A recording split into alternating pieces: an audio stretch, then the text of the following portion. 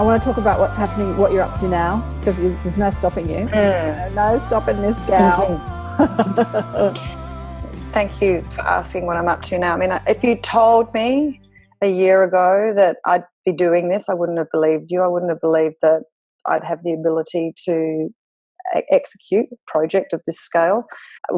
As Jerome was dying, I decided to sell the family home. It became the most sensible thing to do to finance our circumstances. And so all of a sudden you're a little bit rudderless. And after he died, I felt this grieving around losing the family home as well. And an old colleague of mine called asking if I'd like to come and work as a contractor for an organisation called Habitat for Humanity. And interestingly enough, a bit like Deborah Lee with the adoption awareness, with my son becoming an orphan, here I am now working for an organisation that builds houses for people living in poverty. And I'm thinking, okay, so now I'm going to go and build houses for people living in poverty, and I don't have one myself. And I, at the time, thought, oh, God, it's fascinating how it all mirrors, it all kind of reflects back to you what you think you've lost. Yeah, absolutely. And so I go to South Africa was the first trip, and I decided to take Ethan with me. And I decided that he would come with me and we'd go and live in a slum in the foothills of South Africa. And everyone said, are you on crack? Are you mad? This child's just been through, blah, blah, blah, blah, blah. First you were going to be, and then your father, and now you're going to take him to Africa to live in a slum. And I said, well, that's what I'm doing, so he may as well come with. And he was like, okay, well, so long as nothing awful happens. So we arrive into this extraordinary temporary settlement, and Ethan comes with me, and I'm with an actress who was working there at the time, and we go and do an investigative piece on migration and how people have crossed borders, and they've come from Malawi, they've come from in search of work, and they've had to leave families behind. And so I've tasked Ethan with finding children and interviewing them and then reporting on their stories to camera. And he's stepping into their homes. We're talking temporary shelters. We're talking no toilets. We're talking land that doesn't have sewerage. It doesn't have, water access. It doesn't have electricity. We're talking really, and it's 6,000 people where they're living on top of each other, and it's intense. And he coped with it really, really well. And it was the beginning of me returning to work. So that was in January this year, and we produced this piece. And it was interesting on the plane home. I said to him, so, what were your learnings? And what did you take from it? He said, I'm really ashamed. I'm really ashamed. And I said, what? And he said, I took advantage of grief. He said, I really feel like I took advantage of grief. And he said, because my story's not that big a deal. It's everywhere. It's just a big deal in my suburb, but out there, like he'd met with these kids who lost parents who left children behind. He was like, I really feel like I've taken advantage of the kindness of people. So that was a big turning point for him. It really put his story into perspective. Massive. And we talk about it. Yeah. He really had, and for me, I was able to come home and see that I could pay for my parking. I could pay for the roof over my head. I had skills and capabilities. And so I became kind of really interested in sustainable housing. And I decided that I wanted to continue on and do more. And I was at a lunch with a really good friend of mine, Suze DiMarchi, who's the lead singer of a band called the Baby Animals. And she'd written this song called Homeless. And she has the tattoo home written on. And this is what I love about the work I do. I don't have to search very far for someone to come and stand next to me. I always say, bring it through my front door, bring it through my front door, bring it through my front door. And usually it comes through my front door. In this case, it was at a lunch. And she just said, here, take this song, do what you can with it, which we did. And then she said, what else can I do? And I said, well, why don't you come to Indonesia with me? We'll go and I'll take you on a trip. So we went out, we did a trip. She became absolutely galvanized, and she said, well, I'm about to do this national tour, and it's 25th anniversary, and she said, why don't we do a campaign? And we sort of devised this, well, why don't we come back and bring volunteers and build 25 homes in this Indonesian village? And it was like, yeah, why don't we do that? So nobody, can you believe it, no one said no. No one said no, least of all us. No one said, "Oh, that's do you think?" Or, or and we just went, "Yeah, well, we're going to bring." And I said, "Okay, so for Habitat for Humanity, it requires 12 people to build a house, and we're not talking a complicated house, a simple house, just 4 walls and a roof, and you fundraise $1,500 and through your own network, and then that's sent ahead of you to purchase your building materials."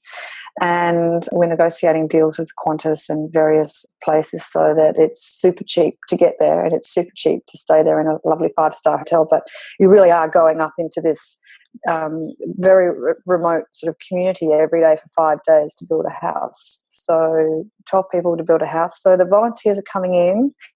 It's very it warms my heart to think that you can dream something up and that people, complete strangers, respond to it, and that Susan and I are going to be leading an army of people out to Indonesia in October. So October the 22nd to the 29th, we take everyone off to build these houses. So people can get involved by they can register through www.rockthehouse.org.au, and we've called it Rock the House because we'll be taking musicians out. There'll be performances. We're going to rock the house while we're there. And like I said, 15 and up. He says, yeah, 15 and up, and no building skills required. And look, I just think it's going to be. It's very rare in my experience. I've often come back from my trips and people say, "I want to come with you. When can I come with you? I want to do it too. I want to come. Exactly. And this is actually the most authentic experience of transforming someone's life and seeing the values you have in your own life that you take for granted. Yeah. It's interesting, powerful, transformative. To be able to provide a home for someone who has no home is a beautiful thing. It's just, isn't it? It is, and I think it was brought home to me when I was standing with an 85-year-old woman who'd been born and raised in, you would call it a shed, really. It was, the walls were not embedded in the earth. And I said to her, how you've lived here for 85 years, how has your home changed in that time? And she said, well, every time there's a storm, I rebuild it. You can visit it, you can see it, but you need to spend time in it to understand that to have a safe and secure home, it actually is what breaks the cycle of poverty, because you can then provide an education, you can have it's microeconomic kind of growth can happen. You can have a business from home. There is security. I mean, I met a family who there's 3 daughters and they have to take it in turns to do their homework because there's only one place where they get natural light in the house. And it's not really a house, it's a dirt-packed floor. But there's just one little, portal. There's no window, but there's a gap in the wood where the kind of sunlight shines through, and that's where and the rest of their homework they do in chalk on the walls and on outside. So they do their maths outside. Determined to learn. And I'm thinking, God, private school fees, crazy. It's just really crazy when you think, I know. Kids out there. People are stressing out, worrying about paying $50,000 a year to put their kids through private school, and some kids are looking for some light to write on a chalkboard. Sunlight. Some sunlight to actually see what they're writing in chalk. It's I know it's a crazy world we live in. The imbalance is like out of control, but at the same time, it does offer us vast variety in ways in which we can contribute. We can contribute to each other and feel that global community and feel like you're one with your brothers and sisters. And I often think very different. I was talking to the CEO of Grant Thornton recently, and he took 120 leaders from his organisation out to build 10 houses in Cambodia, and he said it absolutely changed his leadership, the team, and the way they collaborate, the way they work together, the trust they have for one another, because it was about teamwork in the end, and what they thought they were going to help others, and in actual fact they came home transformed themselves. It is really quite and that's the experience I've had with the trips I've made and the places I've been. Each trip and each experience, I've met somebody who has shared a story or invited me into their home or given me an insight into a world that is so wildly different, and yet it's really about the acceptance. Once you accept the circumstances, there's great peace within all of those people I've met, and that was a really great lesson for me. So people feel like they want to jump on board. You are asking people to raise $1,500 per person, per volunteer. That's easy to do. So you would have 12 people building a house. So each of those people raise $1,500, and then you've got your flights, and like I said before, Qantas are keen to come on and do, discounted vouchers. And then we've done a deal with the hotel and the restaurants where for $700 for the week, that's your 5-star accommodation, all your meals or your transfers. You don't have to put your hand in your pocket except for a glass of wine. Yeah, yeah. And so you actually go there. So you do $100 fundraising.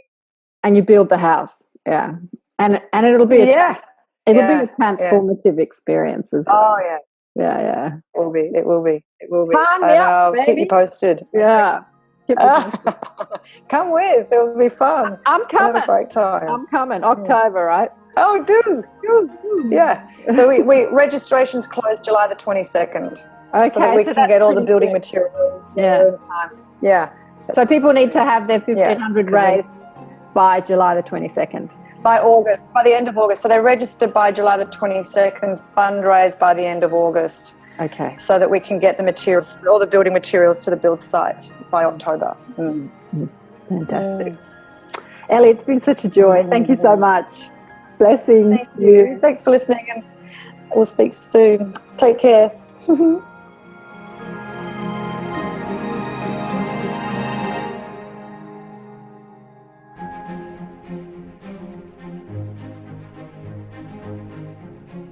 Thanks so much for joining us for another enlightened conversation on Accentuate the Positive. If you would like spiritual guidance, go to karenswain.com for a reading, or to listen to more enlightened thought leaders share their wisdom. Go to the listen page on karenswain.com and choose who you want to listen to. All the podcasts are also available on iTunes. Remember to check us out on Facebook, Twitter, Instagram, Pinterest, you name it, we're there. Until next time, bye for now. If you feel like that's what you want,